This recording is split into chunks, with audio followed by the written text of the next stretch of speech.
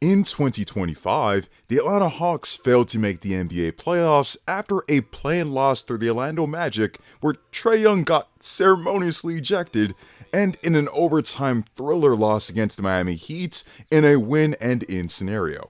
However, despite that setback, there was a lot to love about the Hawks, and their strong offseason only solidifies them as a strong competitor in the wide-open Eastern Conference. With incredible defensive versatility around Trae that we haven't seen since he was drafted, bigs that can roll, pop, and protect the rim, and a younger crop of players with incredible ceilings, the Hawks have built the best team surrounding Trae, and as a result, have a very bright future.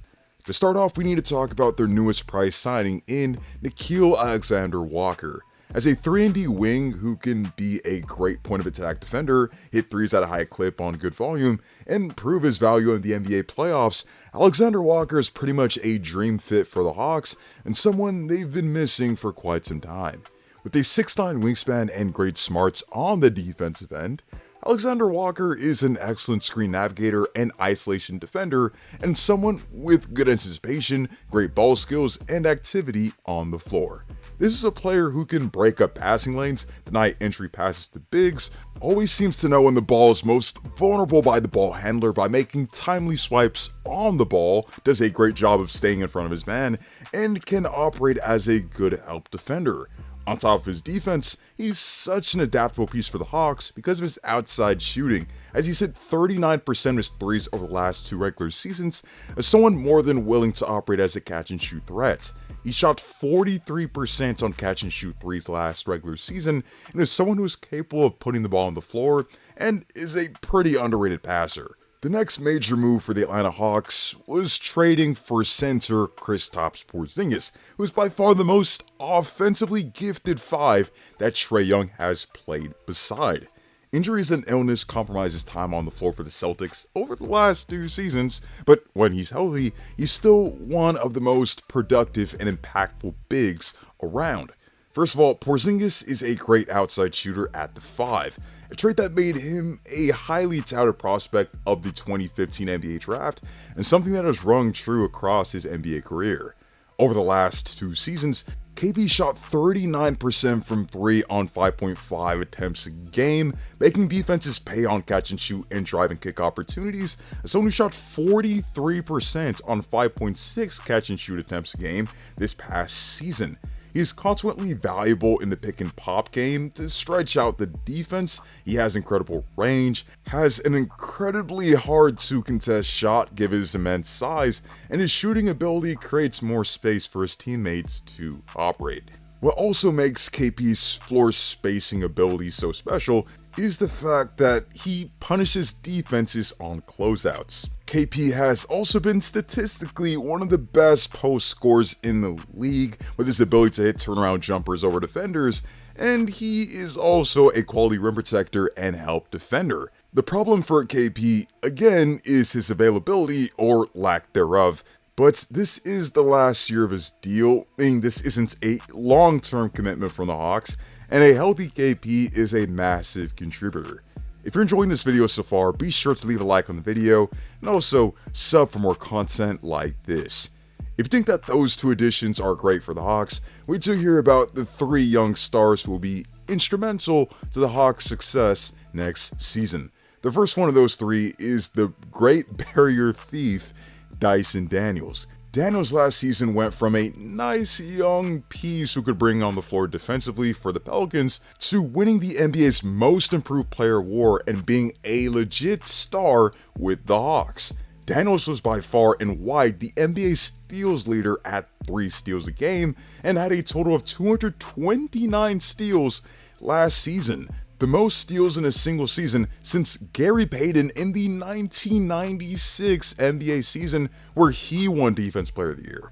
Daniels was second in Defense Player of the Year voting, with not only just 3 steals a game, but also leading the league in deflections at 5.9 a game, and having the longest streak of games with at least 15 plus points and 5 plus steals since Michael Jordan. At 6'7" with a 6'10" wingspan, he's good positionally with great length, anticipation, agility, and overall activity that guides him to having the deflections, steals, and even blocks he amasses in large numbers. A lot of these opportunities are leading to transition opportunities for himself and the Hawks as a whole.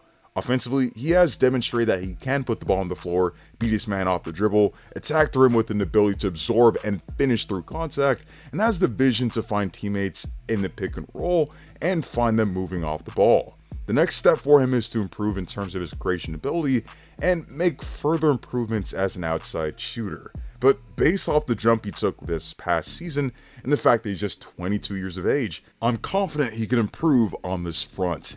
Jalen Johnson is a player the Hawks greatly missed for the bulk of last season due to injury, but he's one of the more gifted wings in the NBA. He's an athletic, versatile 6'9" forward who plays very well above the rim, is a skilled passer for someone of his size, crashes the glass and can start the break, and uses his length to present problems defensively. Just like Daniels, he is comfortable with the ball in his hands with a tendency to attack the rim, does finish well at the rim as someone who is utilized as a roll man, and runs the floor exceptionally well as a threat in transition. Johnson is also a quality passer, averaging a career best 5 assists this past season, making the extra pass, having a natural feel for the game and his ability to make passes off of drives, being able to thread the needle in transition, and being a competent passer in the pick and roll, while also being comfortable in starting the break for the Hawks. He has great size and length to be impactful on both ends, is only 23 years of age, and will be integral for the Hawks' success. The last of these three is Zaccharie Risacher, a player who turned it up during the back end of the season and is one of the most disrespected number 1 picks of all time. I seriously mean that. While there were worries about his creation ability heading into the league and him struggling to find consistency near the beginning of the season, Risacher made an impact by being an incredible off-ball threat, being a great cutter, and relocating well across the perimeter. He shot 39% from 3-on-5 attempts a game in the last 25 games of the season, averaged 15 points per game in that span on 51% from the field. He became a more than capable player in attacking the rim, showed off his shot-making ability, and he also showed his ability to attack closeouts. With the size that Risacher has, he can be a playmaker on the defensive end, and even if the stats won't reflect it next season, I do predict him to be a better overall player by further refining his skills on this team. In the front court, Nickeil strongly impressed in his starting role and averaged 16 points and 11 rebounds in the final 25 games of the season. What's also notable about him is that he shot 2.8 3-point attempts in the final 25 games of the season and hit 39% of them. That's not crazy volume, but it keeps the defense modest and is exemplary of how he's developing to the player he was projected to be out of USC as a versatile defensive center who can finish well around the rim and have a solid shooting touch.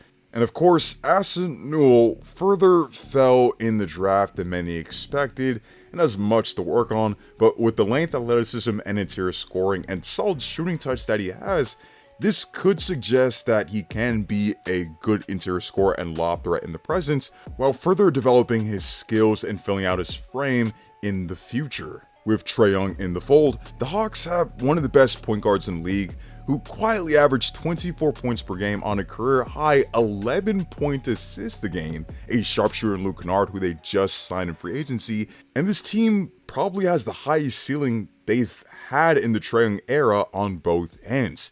For years, the Hawks have been routinely one of the teams you didn't have to take seriously defensively, but with the reinforcements of this offseason, this leads me to believe that they'll be competent on that end, while also being a force offensively. In a wide open Eastern Conference, there's no reason to believe the Hawks won't be a serious threat, and who knows, they might make the conference finals again like they did all the way back in 2021. With that being said, guys, let me know how you feel about the Atlanta Hawks and the moves that they made this past offseason. How highly do you view their young core of Risacher, Jalen Johnson, Dyson Daniels, and of course Nickeil? And where do you feel this team projects to be in 2026? Are they a conference finalist team? Are they a first round out? Or do you even see them making the NBA Finals? Let me know down below. And also, if you love the Atlanta Hawks, check out the video I did on how Trae Young is the most misunderstood all-star in the NBA. Hope to see you all in the next one. Stay tuned.